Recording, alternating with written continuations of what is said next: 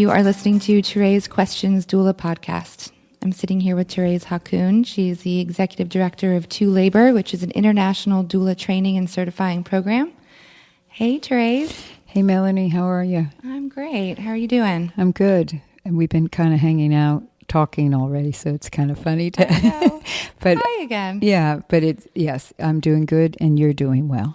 I'm doing well. It's a gorgeous day here. I know we always talk about the weather. I know. I said we always talk about the weather, but everybody talks about the weather. Everywhere I go, I travel all over, and everybody talks to me about the weather. And what I've always find humorous is everyone says, "Oh, you know, if you live here, wherever that is, fill in the blank." They say, if you don't like the weather, just wait. It'll change. And I hear that in every city I go to. Like, yeah, well, that's the way it is everywhere. Except for Southern in California. Yeah, in San Diego. Except I was just in San Diego, and the weather was unbelievably hot. And even they said, this is not the way it's supposed to be. And I had not brought clothes for hot weather. It was a very hot experience, but a wonderful workshop. Yeah. Good. Lots of love to Encinitas women. Oh, that's nice. We were talking about, it's a gorgeous day here, about just setting up a blanket outside. We should record outside. Yeah, wouldn't that be nice? Yeah. We'll get the remote. Yes. So we have a shout out today. We'd like to thank Bethany Verduzco from Tulsa, Oklahoma, for her donation. Thank you, Bethany. Thank you. Yes. And that brings us into... Well, wait 1 second. Yeah. I want to say one more thing about Bethany. We said that we would, besides your name, if you had a website or anything you wanted to share, we would do that as well. Yes. And so I want to point people in the direction of Bethany's website, which has an awesome blog on it, really thoughtful. Her website is hellosunshineok.com, OK for Oklahoma, and her blog is Hello Sunshine Blog, and I think you guys would really enjoy it. It's beautiful. Yep. Thanks again, Bethany. And just wanted to say that, Bethany, your name is going to be the first name that is entered into our new drawing. So we're going to have a Thanksgiving drawing here for our listeners who are donating $100 or more. So if you donate to us, which we really, really, really appreciate, if you donate $100 or more, then we're going to put your name into a bowl. And what you will win after this drawing, after our Thanksgiving podcast, will be a 30-minute one-on-one phone consultation with Thérèse herself. Thérèse, Yes. That's exciting. And then if you donate $50 or more, we will put you in a drawing for a ToLabor tote bag, which is really, really nice, very large, really sturdy, 100% organic cotton canvas, but really everybody who has one really likes it because it's not your little floppy bag. It's really great to carry your birth stuff in and your life in. So yeah, I've got one. I have it with it's my snack and my Christmas lights bag. That's good. Go into my birth bag. So we appreciate everybody's donation, and we just wanted to give thanks in another way as well. So, and to donate, you can go onto our website, ToLabor.com, and go on the left-hand side of the page, go find the bottom tab, and click on donate, or you can go all the way down, scroll down, and go onto our podcast, and you can get information in there on how to donate. So we really appreciate it. Thank you so much again, Bethany. And everyone check out her blog and stay with us to hear our case study for the day. And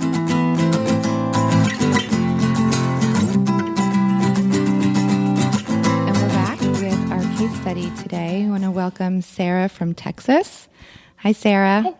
Hi, Melanie. Hi, Thérèse. Hi, Sarah. Thanks for being with us. We're really excited we know our listeners really like case studies too, and so do we.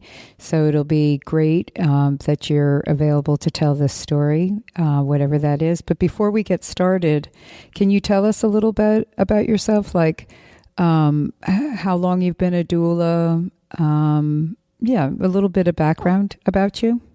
Yeah, so I've been a doula for about a year and a half, and I've attended 23 births now. Great. So in addition to being a birth doula, I'm also a bereavement doula, and I offer placenta encapsulation as well. Oh, that's wonderful.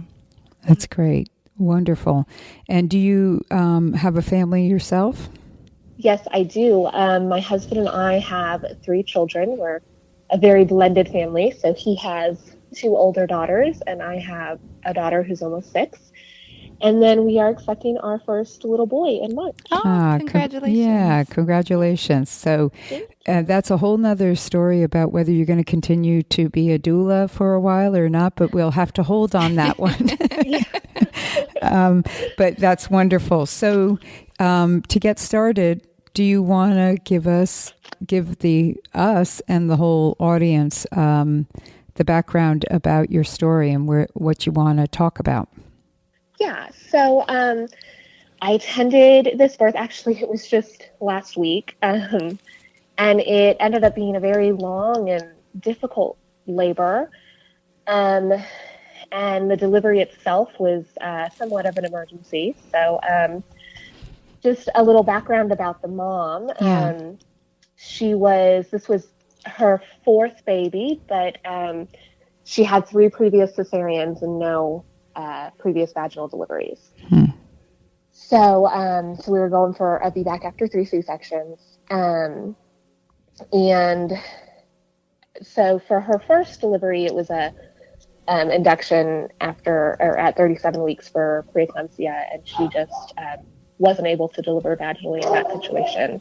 Okay. Her second was also an attempted VBAC, and she got to complete, but her baby never descended.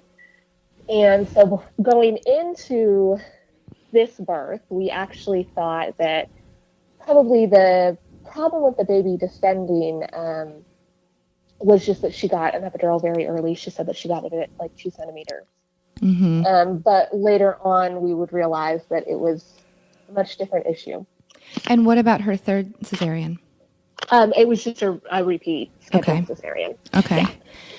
And I guess a real quick question, and maybe Melanie was going to ask the same one.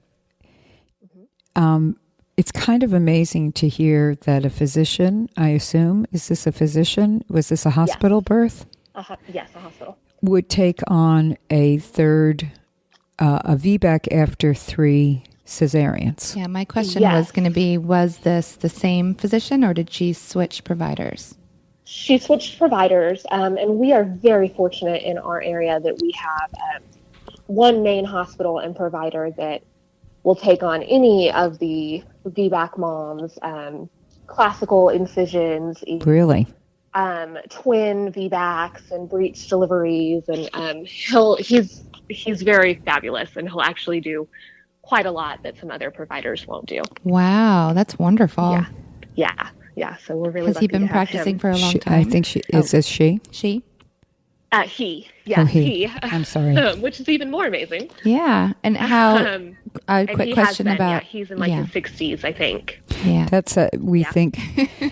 We are not surprised by that, only because it seems that so often it is the doctors who are in their 60s and 70s, which a lot of them now are starting to retire, are the ones who are more prone to go the distance, because it was part of the norm for them, unlike the younger than them are more inclined to do what they were trained to do only, which makes sense. Yeah, and actually he says that a lot, especially when he talks about breech births, that he was trained to do them, so he never stopped. Right. Mm-hmm. I'm just a little surprised he does classical, just because, and I guess I'm sure he takes it individual case to individual case. It's just the risk is so much higher for that. Right, exactly. Right. Well, what a gift to have in your community. That's great. I know, it is. Yeah. So tell us back to your mom. So what happened? So her labor began, and since she had gotten to complete before, we were expecting at least a little bit of a quick labor. So it began, and things were very slow. She was in early labor for what we thought was early labor for about 24 hours. But her contraction pattern was kind of interesting. Sometimes she would have a real great pattern, and sometimes she wouldn't. So just while we were still communicating via phone and text, I began to wonder if it was a positional issue with the baby. So I instructed her to do some different, positions and techniques. I had her do mile circuit, which I go over those things in our prenatal appointments. Oh, I'm so glad you do that. That's great. I especially focus on mile circuit because it's a little bit difficult to get into if you've never done it before. So we went through that, and then as the evening went on, I told her, to try to rest and not try to get her labor going any quicker throughout the evening so that she wasn't too tired, so she could ignore it to do so, and then maybe go see a chiropractor in the morning. So when we went to bed in the evening and kind of said goodnight to each other, that was the plan. And then she called me late in the night. It was, I think, about 11 p.m. at night. She called me and said that she wasn't able to sleep, and she'd just been in labor for so long. She kind of just wanted to go to the hospital and get checked and see where she was at, and asked me to meet her there. So we did that, and she was only 1 centimeter, and the baby was still very high. So the nurse did confirm while we were there, though, that the baby was in a less than optimal position. She could feel baby's knees when she was palpating.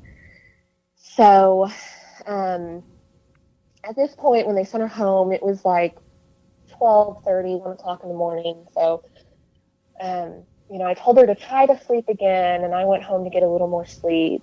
Can I hate to interrupt, but yeah, it's just kind of mind-boggling to me, only in this day and age, not at another time, but in this day and age, that one, her instructions wasn't to come in immediately to the hospital once she thought she was in labor, and that she did come into the hospital eventually, and they sent her home. All of this with knowing that she had previous cesareans, not one, not two, but three.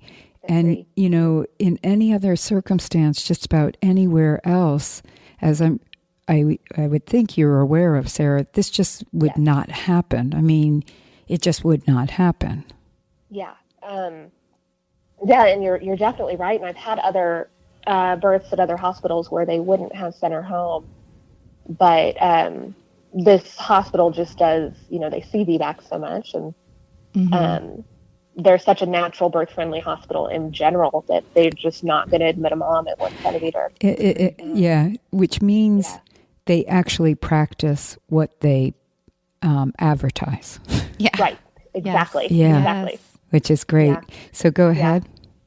So after we'd both gotten home, we tried to rest, and she called me back only about an hour later and said that it was getting more intense, and, she needed me to come to her home and help her. So I did, and we tried, some other positions and some rebozo sifting, and nothing was seeming to rotate the baby or help her contractions get into a better pattern. But they were definitely more intense than when we had been at the hospital before. She was vocalizing much more through the contractions, and she was even shaking through the contractions. So I was thinking, in my mind, that we're probably making progress despite baby's position. And of course, babies can come out in less than optimal positions. So, right. It's not always such a big concern. So we just continued to do all that, and she would rest intermittently. And then we would try more techniques to turn the baby. And our plan was still to try to make it to the chiropractor in the morning. Okay. But then I think it was around 6 a.m. or so, she decided that she just hadn't had any rest in almost 2 days, and she really wanted to go back to the hospital and get an epidural. Right. That makes somewhat disappointing in some ways, not that she wanted an epidural, but disappointing that it was going on so long where she got to a place where she had to have that, but totally understandable if she's exhausted and she's really been having those kinds of contractions that really make it very difficult to rest at all. Did the nurse or the provider that you saw at the hospital, did they give her any tips on how to get some rest? Anything to take at home to get some rest? No, the nurse actually had told her just to go home and get on her hands and knees. And I didn't want her to do that. I wanted her to continue to try to get rest because of the time of night. Okay. They didn't give her anything or suggest anything, but she did try to take a NyQuil and take a bath at some point, and that didn't help do anything at all. Okay. And was she feeling pain in her back? She had told me earlier in the day when we were still communicating through the phone that she was, but at this point she was no longer feeling any pain in her back. Okay. So we got to the hospital, and she was 5 centimeters, so she had progressed. That's good. That's excited. Awesome. Yes. Yeah. Yes. So it was very awesome, and I think she was 100% effaced. And oh, that's great. Yeah. So she called in her photographer, and I called in. I actually had a shadow doula for this birth, so I called her in. And then when she got the epidural, we continued to change positions, and we used the peanut ball and all the things that you do when your client has an epidural to encourage progress. So she did continue to make progress, and it was slow, but it was happening. So she was able to get some rest with the epidural and, able to just kind of hang out and socialize. And the mood was very great during her entire labor. That's good. So later in the afternoon, her contractions were still having that weird pattern, and we were still kind of trying to rotate the baby. We were at this point, the baby was so high that nobody could feel what position she was in. But based on the shape of her belly, we were thinking the baby was maybe asynclitic. Okay. So, one of the nurses came in the afternoon, and our nurse came in, but another nurse had shown her a technique to do. She had shown her, I'm not sure if you guys are probably familiar with the Welcher's maneuver. Describe it for everyone. So you get the client to the end of the bed so that her knees are bent over and hanging off of the bed. Mm-hmm. And you put... usually you put something underneath the small of their back. Right. The nurse didn't do this, but she just had her lay on the edge of the bed like that, and then lifted her legs and kind of pushed from the knee. It's a little hard to describe, but kind of pushed so that her legs were going into the socket. Mm-hmm. To open her pelvis up. To open the pelvis up and release that pressure point. How was her mobility on that epidural? Could she feel her legs? She didn't have much mobility. She did, not long after the nurse did that, the epidural kind of wore off a little bit. The anesthesiologist came in, I think, 3 times and bolused the epidural. It's just another amazing thing about your story, that they would be trying a Welcher's technique on somebody with an epidural. It's just great. It's great to hear. Yeah. So when she started feeling pain with the epidural, she was having pain, contraction pain, but still not able to move. So she never had very much mobility after she got the epidural. So soon after that, I think she was 9 with an anterior lip, but they weren't concerned about the lip. They just, continued to let her labor down. And baby stayed at about -1 station, I believe. Which were they considering? I know with her last baby, before the scheduled C-section, descent was part of the issue. Was was that what was going through your mind, or were you still thinking baby's not descending because of position of baby, and maybe that's what was the reason the last time as well? So yeah, that's kind of what was going through my mind, was that because the last baby had the same problem with descending, that it was probably a position issue. And then I was also thinking that maybe it was something to do with the mother's anatomy, that she was having this issue for a second time, and that none of the techniques and even the maneuver that the nurse did that we were trying to do were able to rotate the baby. Right. So I began to wonder about that. Right. And then I think around 2 hours or so after she had been checked and was, a 9, the baby began to have very, very low D cells during the contractions. And so, I mean, it was low enough, and it happened over only about a 20-minute period. It was pretty quick, that they began to prep her for cesarean. Yeah, I'm not surprised. It's just, again, it's just amazing that I'm just amazed by the whole story, only because of the unusualness of it in this day and age. So they're prepping her for a C-section. Has her doctor ever come in during this time at all, or? Her doctor has come in periodically. It was actually the on-call doctor, so it wasn't the other doctor that we spoke of earlier, but it was the on-call. And she still is fabulous in trying things and being very patient, obviously. But her personality is just not one who's in the room very much. So she was coming in and out, and when the baby started to have D cells, the nurse did call her in and ask, what do you want to do? So the doctor had said to, begin trying to push. And with the D cells, we weren't able to have mom on her back, which with an epidural, sometimes that's the most effective position to push in. So we had her on her side, and she was not able to try to push very many times because of the baby's heart rate, and not able to push very effectively. And at this point, there's several people in the room, and she has the oxygen mask on, and so it's a little intense at this point. But again, they still haven't done a cesarean. She's still pushing with a baby who's having decelerations with a third after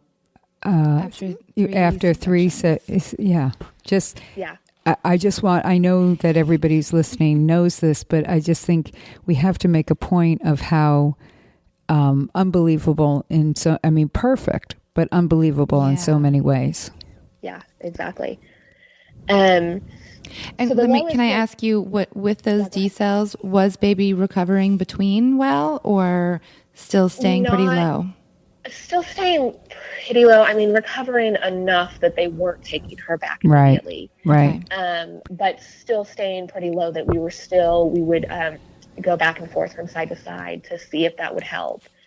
And still, like I said, not able to try to push very many times. So at one point, I think at the last point that I noticed what the baby's heart rate was, it was in the 60s for about 5 minutes.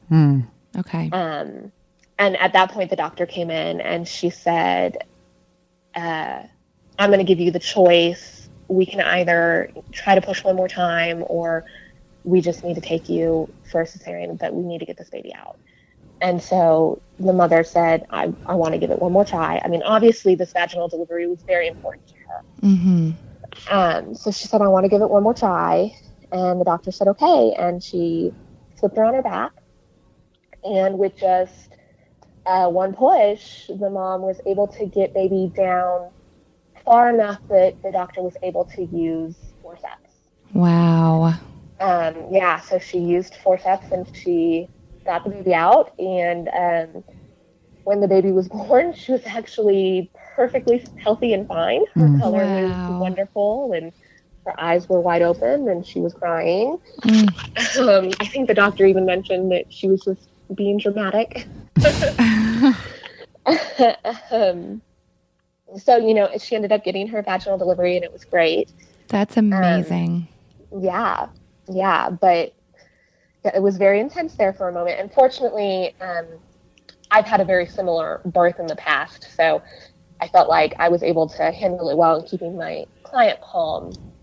But kind of my question that comes up with it that I think especially other doulas can benefit from is in that very intense moment where they have the client prepped, but they're giving her one last chance for vaginal delivery, there's about 15 people in the room. Yeah. And she knows that she's about to go head for surgery, and it is so hard to keep your client calm.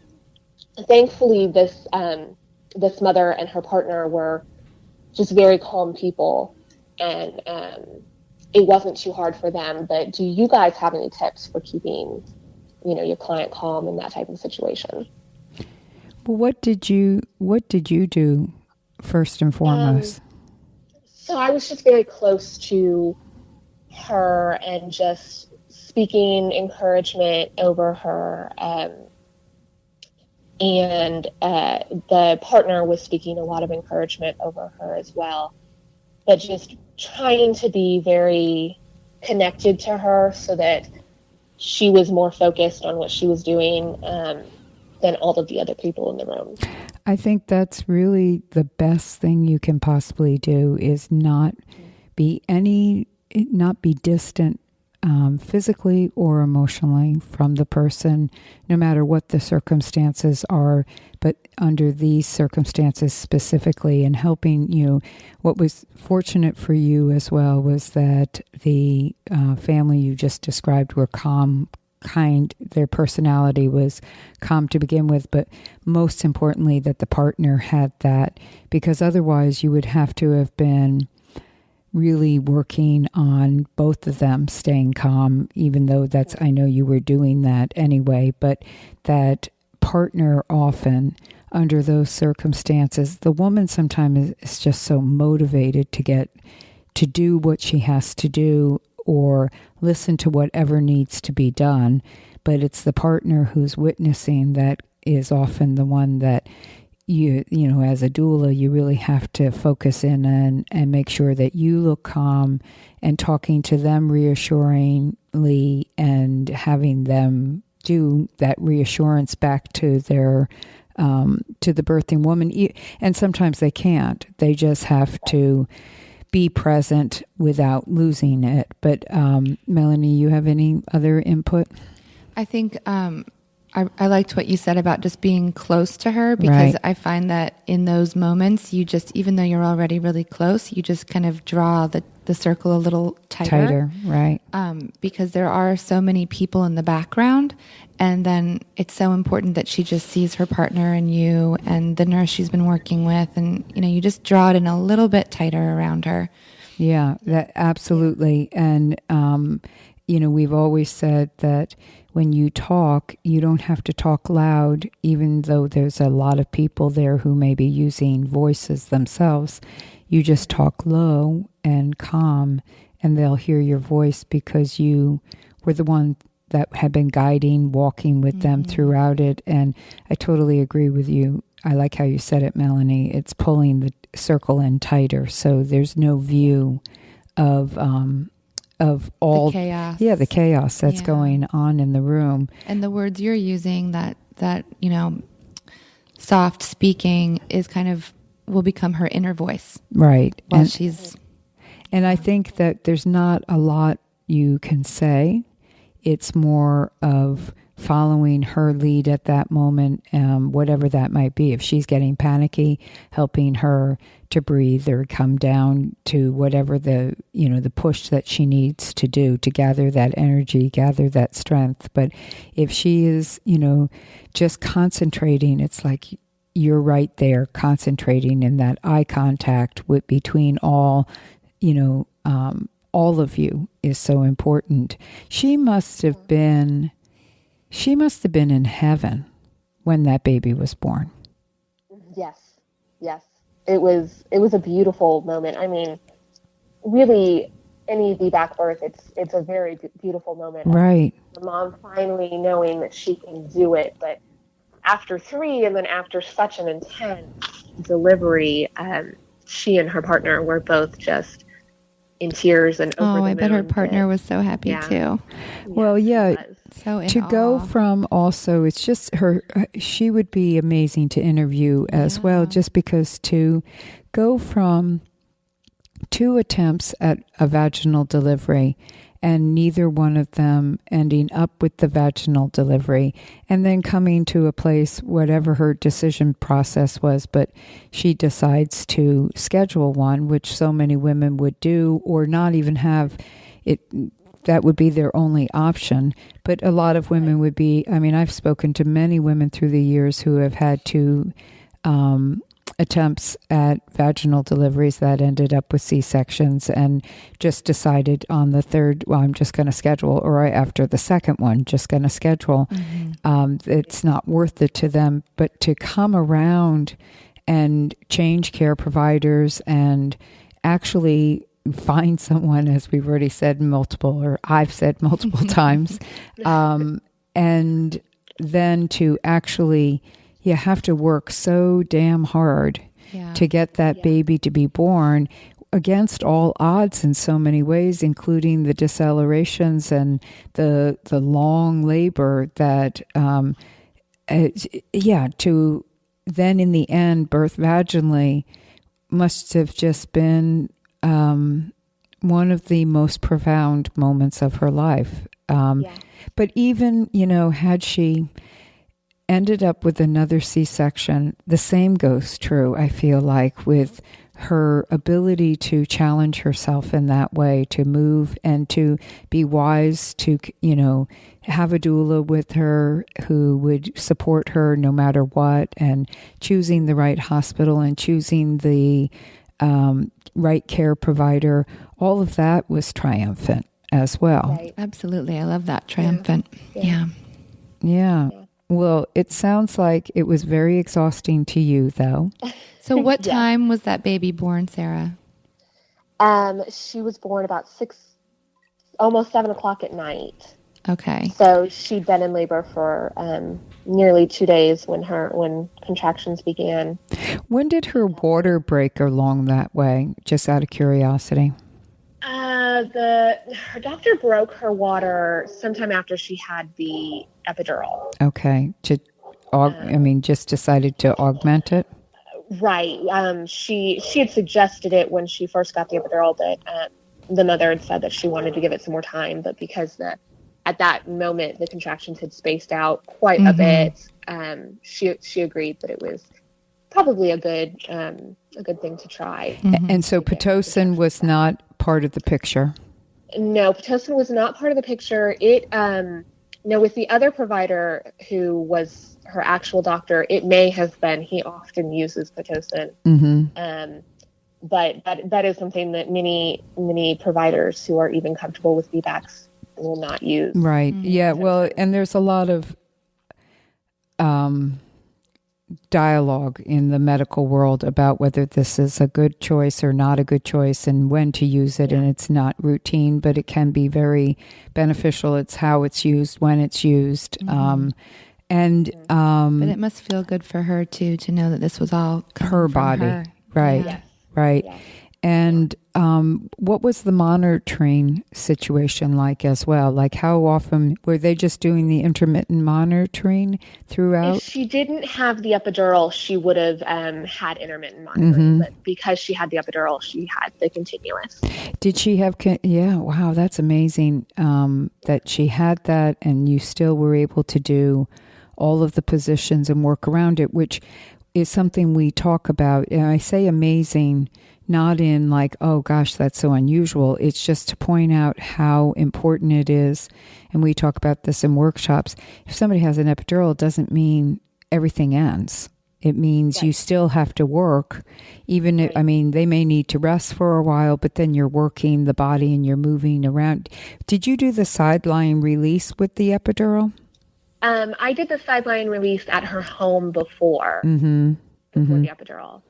Yeah. I wonder if anybody has tried, I haven't been with an epidural in a while. I wonder if anybody's tried have you, Melanie, the side lying release with the epidural? Yeah, almost always. Yeah. And Yeah. you just have to make sure they don't fall. Obviously, just like you make sure they don't fall any other time. I just think it's a little bit more difficult because of them not having the same kind of mobility in many ways. But yeah, I think, and that's the, what they were doing with the Welcher position is an adjustment as well. I mean, really, that's what it comes down to. And I remember reading about that years ago and thinking, well, that's going to be really uncomfortable to do with a woman, and not one I want to jump into right away. But awesome that they were trying anything to help her. Yeah. It sounds like it was, one last question I have for you. Were there, or actually it's maybe like two in one.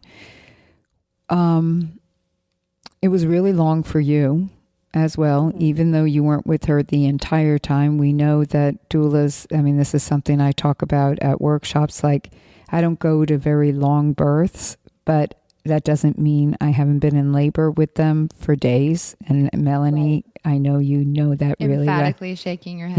Yes. Yeah. But did you have fear? Did you have, at moments, or, maybe fear's too large of a word, concern about whether, what were your feelings? What were your emotions around it, all of this? I did.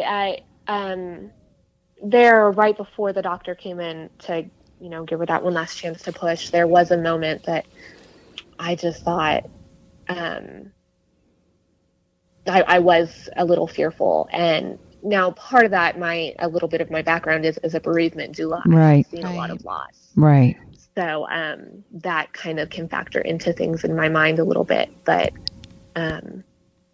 yeah, it was a happy moment for me too when the baby came out. And she was just perfectly fine. Yeah. It's so interesting because I think whether you have bereavement doula behind you or not, if you are educated, you know that this is part of the job. It's life and death, and that you are witnessing something in a different way also than often the parent is experiencing. And so it is that, it goes from concern to fear depending on what's going on.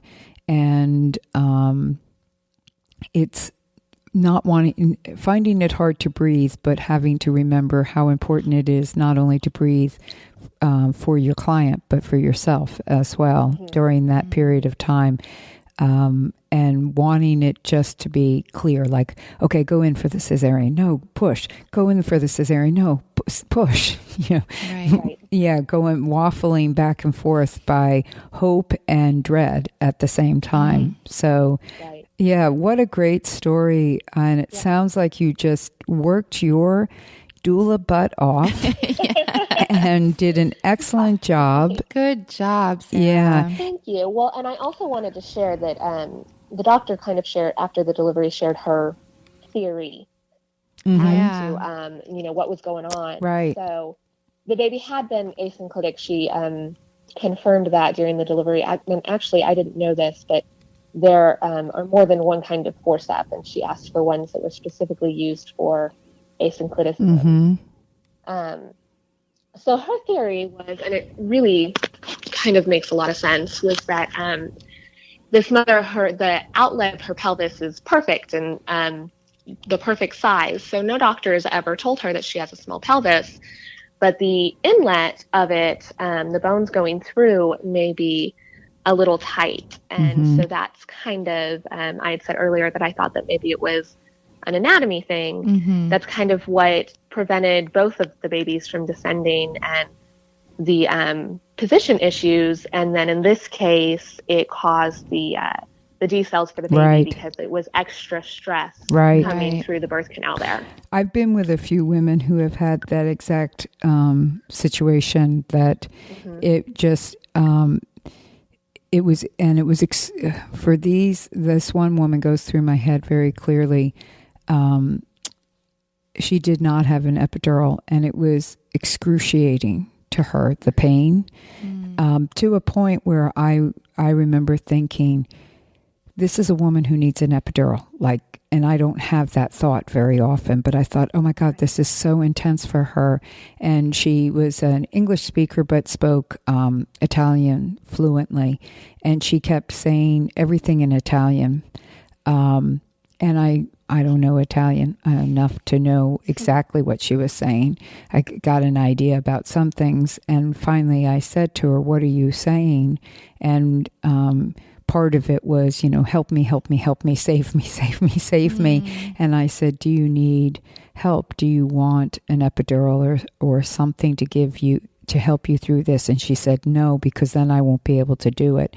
And she was able to push past that. Wow. And get her baby out. But it was opening her pelvis so much and working with her, in her case, screaming the baby out. That was the one that the doctor said, the nurse said, you're wasting energy, quit screaming. And the doctor said, it's getting her baby out. Let her just do. He said, I can feel the baby moving. And that's what she needed to do. But it was intense. And it was that same thing. She had room in the lower part of the pelvis, but it was just a tight squeeze almost coming through those ischial spines. Yeah. It got really narrow for her, especially it seemed on one side more than another. And that's where gave her lots of room. But it was really intense and wondering, is this baby going to be okay? And another one where it ended up with a C-section, because every time the baby hit that spot, the baby just could not tolerate the decelerations just went on and on and on. And it was just it was that worry that the baby was just not going to come any other way after all effort. So yeah, what a great story, and what a great story for you to share with everyone. And a reminder, I think besides the point of there's always options and choices out there for women who have had a previous cesarean, no matter if it's 1, 2, and 3, to look for that provider and that healthcare facility that is open to receiving that kind of care, or to give that kind of care. And as a doula, how you just keep doing. You rest it, you do it. You rest it, and then you just have to keep working with the person. And in this case, the epidural was a really good tool for her. Yeah. Well, thank you so much, Sarah. Thank you so much for having me on, ToRAISE. Yeah, and thanks for listening. And you'll hear yourself very soon. Yeah. Okay, well, great. Thank you so much. Okay, bye now. Thank you, Sarah. Bye.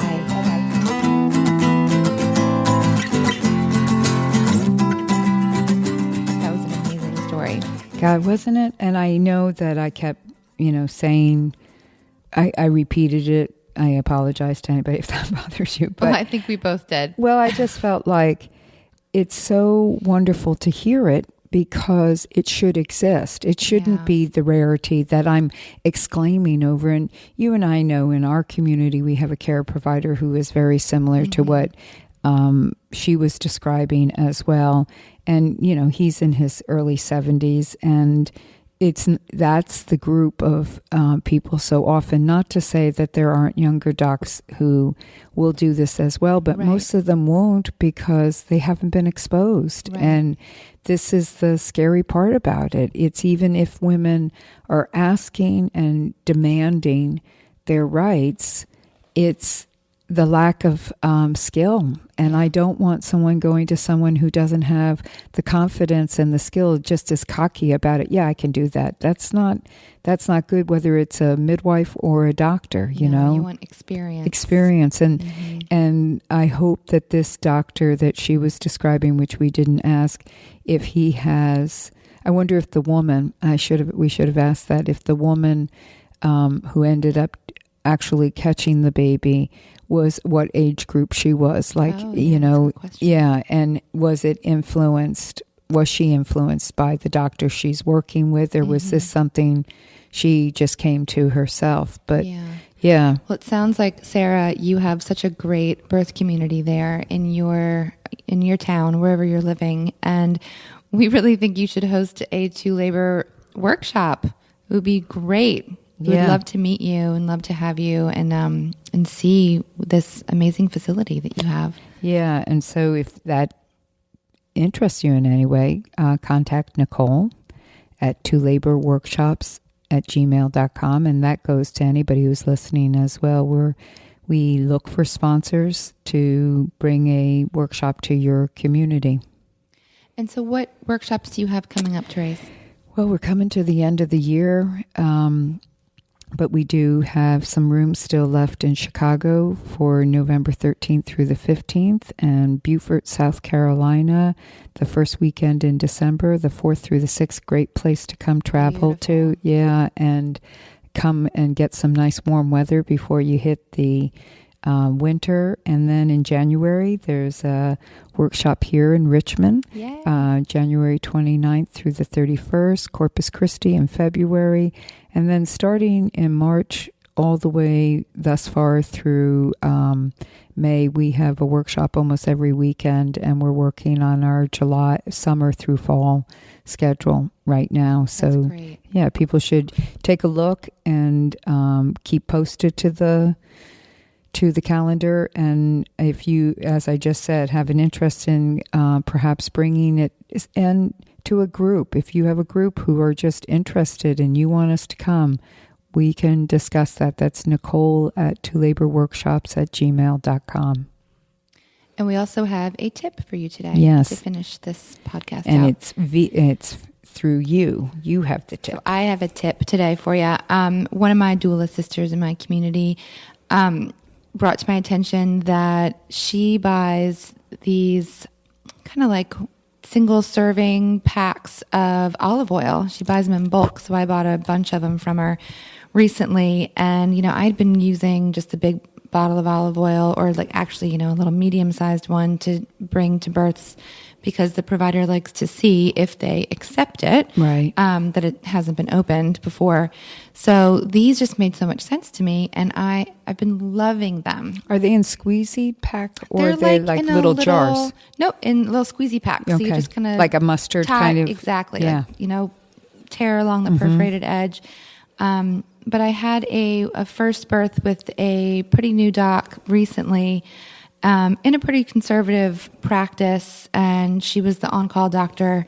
And, when pushing began, I just kind of leaned over and said, would you mind, would it be okay if I got you some hot compresses, and I have some olive oil here for you if you'd like to use? And she just said, that would be lovely. And it's such a that's another tip, just on top of your original tip about olive oil. It's how to approach this in a way that is like, well, could I do that for you? And she might have said no, or what are you talking about? And then you would have done what, Melanie? Okay. Yeah. Good answer. A. But I mean, because we can't assume that, because when Melanie and I were talking about this tip, I said, and how do you approach this? I mean, how do you approach? And she gave you the example, and that's the way to do it if it isn't already been something that's been discussed.